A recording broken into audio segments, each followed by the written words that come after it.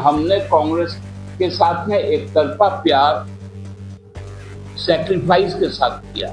वो लोग injured batsman थे, हमारा 12th मैन जाकर उनके लिए रन बटोर के लाया।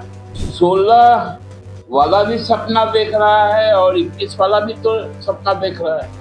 हम तो आपसे रोज बात करते हैं, लेकिन फैसला थोड़ी लेते। तो ये तो औपचारिकता है। निर्णय तो हेमंत बाबू को नेता के हिसाब से लेना था। निश्चित तौर पे 8 तारीख को 3 बजे के पहले घोषणा भी होगी और नामांकन भी होगी। आगामी 18 जून को झारखंड राज्य से राज्यसभा के लिए द्विवार्षिक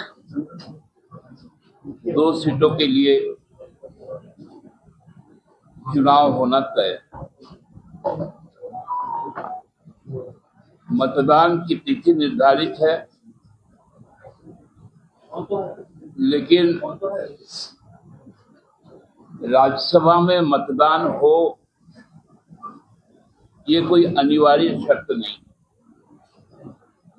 क्योंकि ये अपरोक्ष निर्वाचन होता है। निर्वाचक मंडल में राजनीतिक दल के विधानसभा में चुने गए जो सदस्य हैं उनके संख्या बल पर ही चुनाव होता है, और इसकी गणना भी बहुत साफ है कि अगर 2 प्रत्याशी हैं तो फिर निर्विरोध सारी प्रक्रियाएं पूरी हो जाती है, जो नामांकन के अंतिम दिन में ही हो जाती है। और यदि 2 से अधिक कोई प्रत्याशी होता है तो फिर मतदान की स्थिति आती है। क्योंकि जो राज्य का विधानमंडल है वो 81 सदस्य है,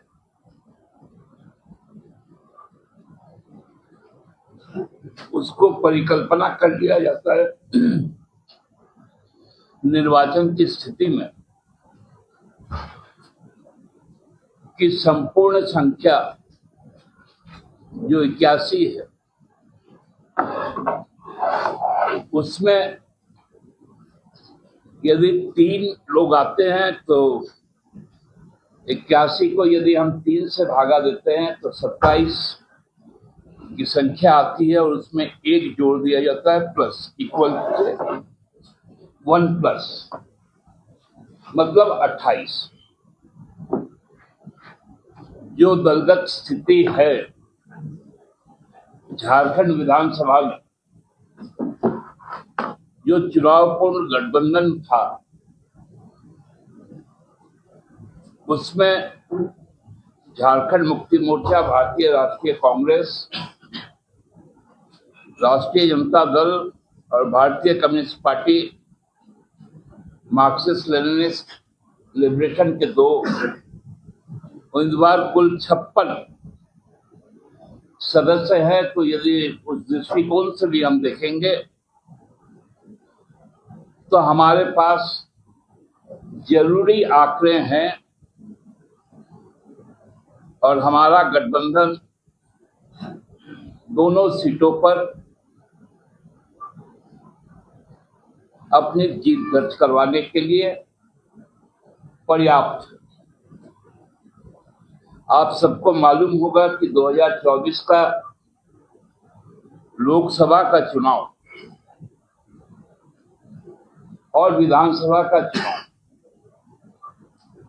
ये दोनों चुनावें यहाँ के सारे जो गठबंधन दल के लोग हैं, हमारे अलावा 3 पार्टियां, इन्होंने हेमंत सोरेन जी के नेतृत्व में चुनाव लड़ने का काम किया, और हमें लोकसभा में 5 सीटें प्राप्त हुई और उसके बाद 56 सीटें प्राप्त।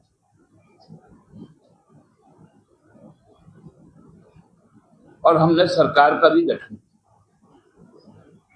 ये दोनों चुनाव हेमंत सोरेन जी के नेतृत्व में ही हुआ। आने वाला राज्यसभा का चुनाव भी हेमंत सोरेन जी के नेतृत्व में ही होगा। हम झारखंड मुक्ति मोर्चा के लोगों ने अपने केंद्रीय अध्यक्ष आदरणीय हेमंत सोरेन जी से कहा, करना और अंजाम तक पहुंचने में अंतर होता है ना। हम तो आपसे रोज बात करते हैं, लेकिन फैसला थोड़ी लेते। आप हमें फोन जब भी करते हैं, आप देखेंगे मैं फोन उठाता हूं। आप पूछते दादा आप कहाँ हैं, हम कहाँ हैं बता देते हैं। आपसे मिलना है मिल लेंगे। ये तो औपचारिकता है। निर्णय तो हेमंत बाबू को नेता के हिसाब से लेना था। दादा क्या गठबंधन पे इसका असर पड़ेगा? देखिए, हमारा गठबंधन जनता के साथ है और 29 तक हम अपनी जो प्रतिबद्धताएं हैं उससे एक कदम भी पीछे नहीं। कांग्रेस वाले जो 16,000 था उसके साथ 16 वाला भी सपना देख रहा है और 21 वाला भी तो सपना देख रहा है। इसके साथ एक 21 वाला भी है ना, उसी तरह 16 वाला भी है, लेकिन चाहिए तो 28 वाला। दादा कांग्रेस का ये कहना है कि प्यार तो एक तरफा नहीं हो सकता है ना। असम में भी प्यार का इजहार जिस तरीके से मेरे बड़े भाई ने किया, उससे पहले भी जो परिस्थितियां उत्पन्न हुई और उसके बाद में भी, तो बहुत सारी चीजें हैं जो हम भी खुलकर नहीं कह सकते। सरफराज अहमद समेत यही बात हो गई थी कि अगली बार आपकी बारी है, तब फिर कहाँ से सवाल उठ रहा है कि पूछ के देना चाहिए। ये अधिकृत बयान आपको किसने दिया मुझे नहीं मालूम, लेकिन हमने कांग्रेस के साथ में एक तरफा प्यार सैक्रिफाइस के साथ किया। हमने उनको 9 सीटें लोकसभा में दी और उनका जो 2 स्कोरिंग हुआ है वो स्कोरिंग का भी, वो लोग इंजर्ड बैट्समैन थे। हमारा 12th मैन जाकर उनके लिए रन बटोर के लाया। तो इस बात को भी नहीं भूलना चाहिए। धन्यवाद। घोषणा कब करेंगे आप उम्मीदवारों की? निश्चित तौर पे 8 तारीख को 3 बजे के पहले घोषणा भी होगी और नामांकन भी होगी। तो क्या ये माना जाए कि पार्टी की जो मांग है, राष्ट्रीय आपके जो केंद्रीय अध्यक्ष है, वो उसकी भावना का कदर करेंगे कार्यकर्ताओं को? कार्यकर्ताओं के भावना का कदर करना हर नेता का दायित्व है।